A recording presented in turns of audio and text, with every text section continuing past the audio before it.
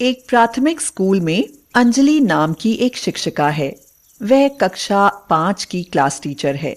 वह कक्षा में आते ही हमेशा की तरह बोलती, लव यू ऑल।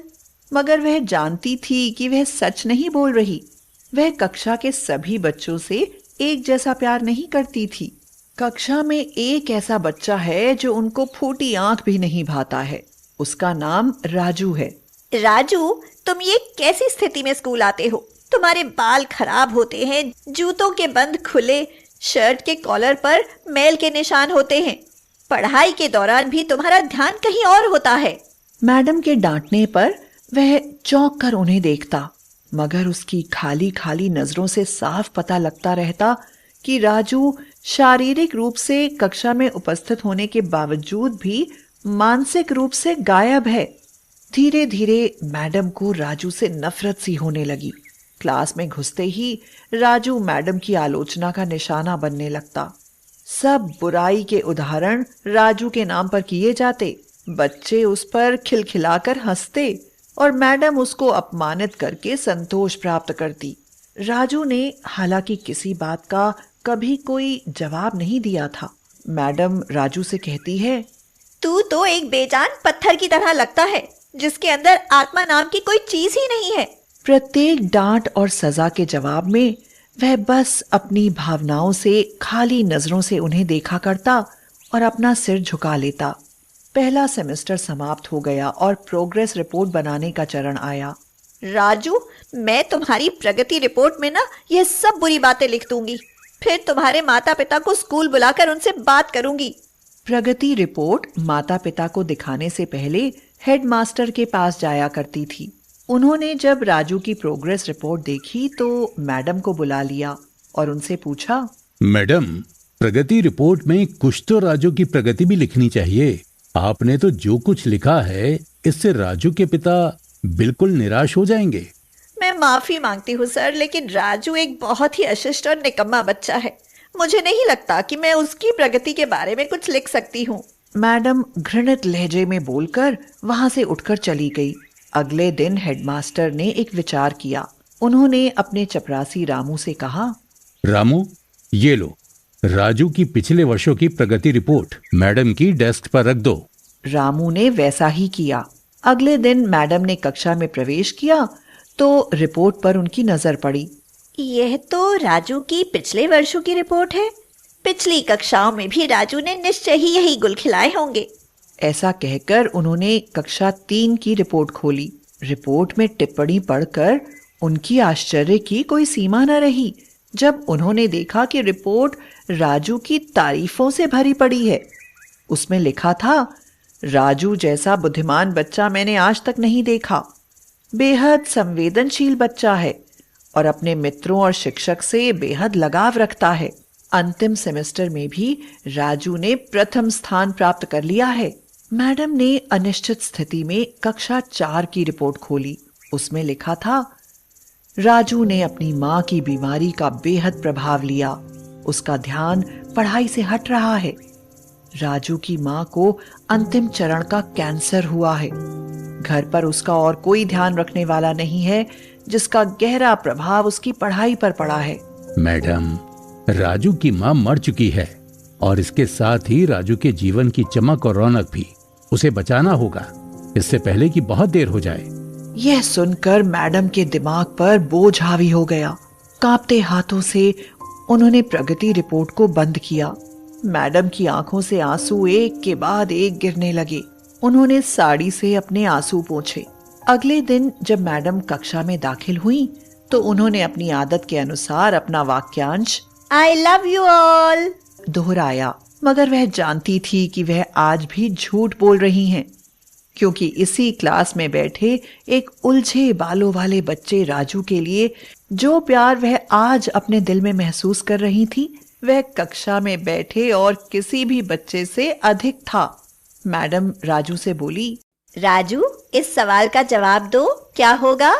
हमेशा की तरह राजू ने अपना सिर झुका लिया, परंतु जब कुछ देर तक मैडम से कोई डांट फटकार और सहपाठी सहयोगियों से हंसी की आवाज उसके कानों में न पड़ी तो उसने अचंभे में सिर उठाकर मैडम की ओर देखा।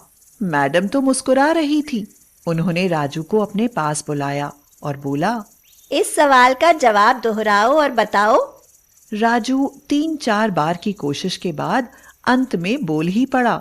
उसके जवाब देते ही मैडम ने न सिर्फ खुद खुश अंदाज होकर तालियां बजाईं, बल्कि सभी बच्चों से भी तालियां बजवाईं। फिर तो यह दिनचर्या बन गई। मैडम हर सवाल का जवाब अपने आप बताती और फिर उसकी खूब सराहना तारीफ करती। देखो बच्चों, राजू कितना अच्छा बच्चा है। सब बच्चे उसकी तरह बनने की कोशिश करो। राजू हमेशा कक्षा में प्रथम आता है। अब मैडम को राजू को सवाल के साथ जवाब बताने की जरूरत ही नहीं पड़ती। राजू रोज बिना गलती के उत्तर देकर सभी को प्रभावित करता और नए नए सवाल पूछकर सबको हैरान भी करता। अरे वाह, आज तो तुम्हारे बाल कुछ हद तक सुधरे हुए हैं, कपड़े भी काफी हद तक साफ हैं। देखते ही देखते साल समाप्त हो गया।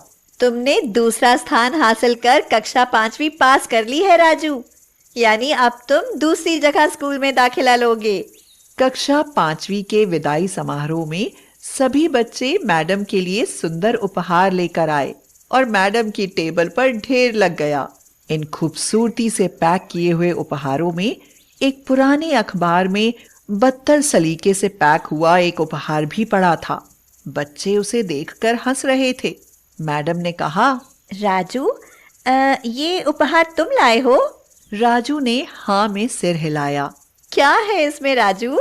राजू उस दिन पहली बार मैडम से बिना किसी हिचकिचाहट के बात करता है।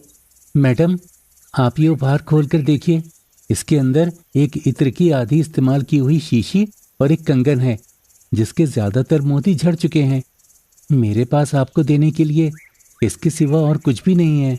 मैडम ने चुपचाप इस इत्र को खुद पर छिड़का और हाथ में कंगन पहन लिया।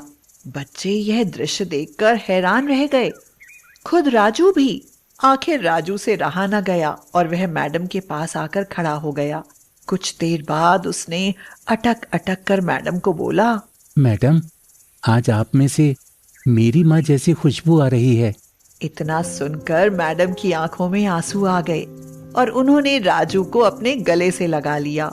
राजू अब दूसरे स्कूल में जाने वाला था। उसने एक दूसरी जगह स्कूल में दाखिला ले लिया था। समय बीतने लगा। दिन सप्ताह में, सप्ताह महीने में और महीने साल में बदलते भला कहाँ देर लगती है। मगर हर साल के अंत में मैडम को राजू से एक पत्र नियमित रूप से प्राप्त होता जिसमें लिखा होता, इस साल कई नए टीचर से मिला मगर आप जैसी मैडम कोई नहीं थी। फिर राजू की पढ़ाई समाप्त हो गई और पत्रों का सिलसिला भी समाप्त। कई साल आगे गुजरे और मैडम रिटायर हो गई। एक दिन मैडम के घर अपनी मेल में राजू का पत्र मिला जिसमें लिखा था, इस महीने के अंत में मेरी शादी है और आपके बिना शादी की बात मैं सोच भी नहीं सकता।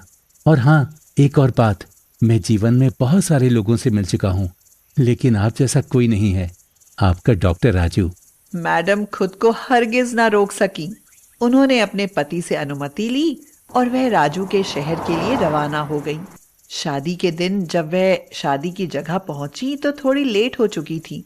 उन्हें लगा समारोह समाप्त हो चुका होगा, मगर यह देखकर उनके आश्चर्य की सीमा न रही कि शहर के बड़े डॉक्टर, बिजनेसमैन और यहाँ तक कि वहां पर शादी कराने वाले पंडित जी भी थक गए थे कि आखिर कौन आना बाकी है।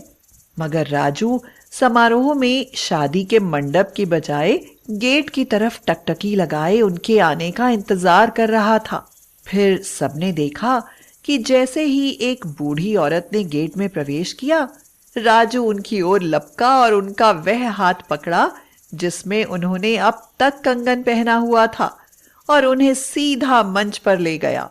राजू ने माइक हाथ में पकड़कर कुछ यूं बोला, दोस्तों, आप सभी हमेशा मुझसे मेरी माँ के बारे में पूछा करते थे और मैंने आप सबसे वादा किया था कि जल्दी आप सबको उनसे मिलवाऊंगा।